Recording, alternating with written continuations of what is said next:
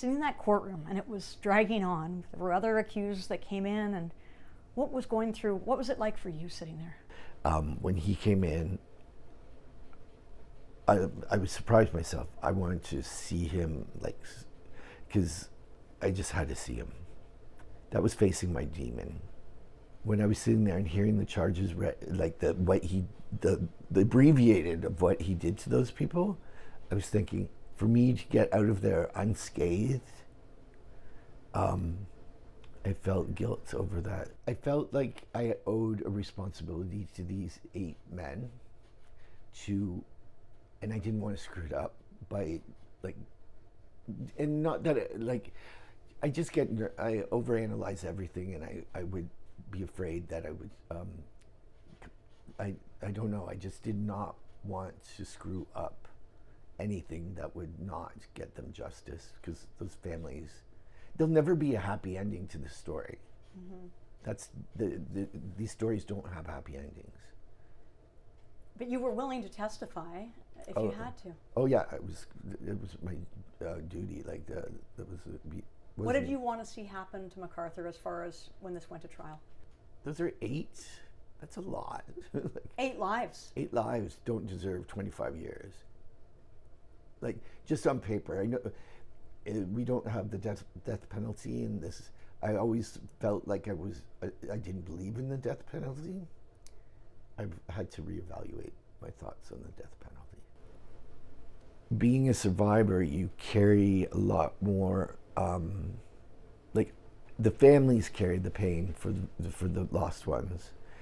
I carry my own pain for and when I have a night terror, first I wake up bawling, crying, and then for about an hour and a half after, I can't stop crying, but it has switched from whatever the nightmare was about to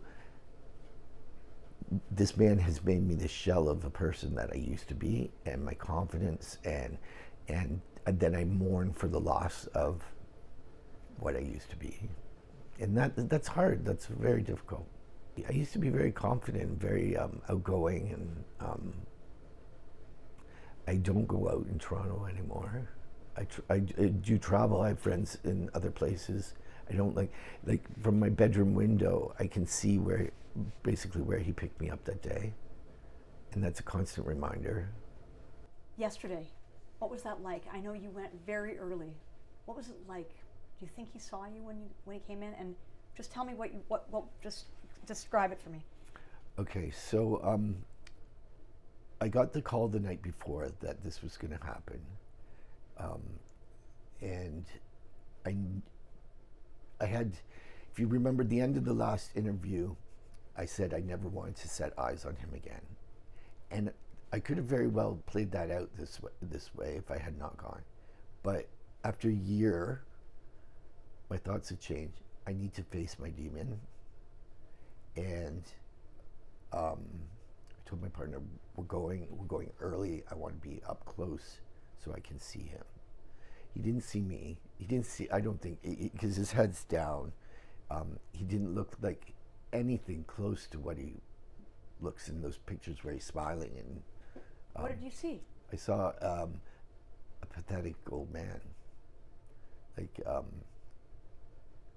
To me, it was just I can't believe that he did those things because he looks so weak.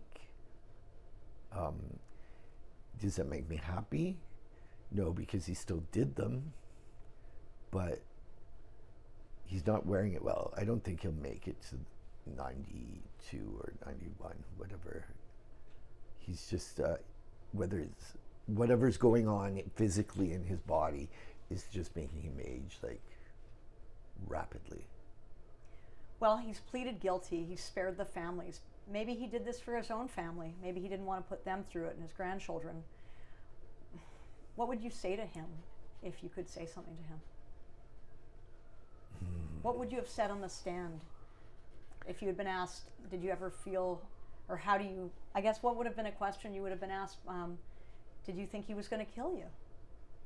Yeah, because I still don't know if he was going to kill me that day. Because there were people that he did let go. There's other survivors, but just given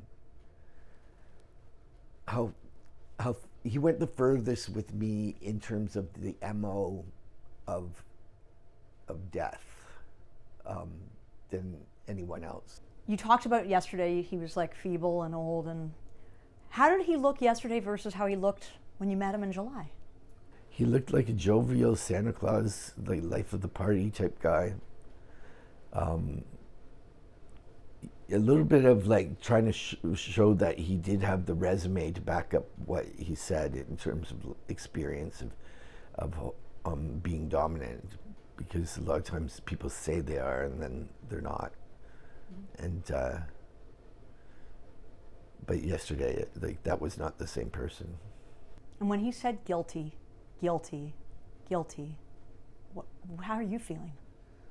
That set off so many emotions that were incongruent with each other. Like, it was just like there was happiness, but you can't have happiness over it because there's still 8 dead, and then there's sadness over like why this even had to happen in the first place, and then there's confusion, like, well, what's my place in here now? Like, here I've been gearing up to be a witness, and now essentially I don't exist as far as the case is concerned, because my charges were never brought, and so I have no role now.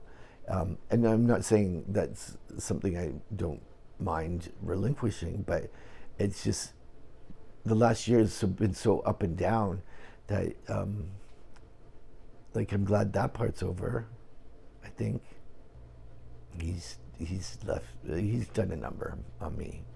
I know I'm not dead and buried, but I'm not who I was.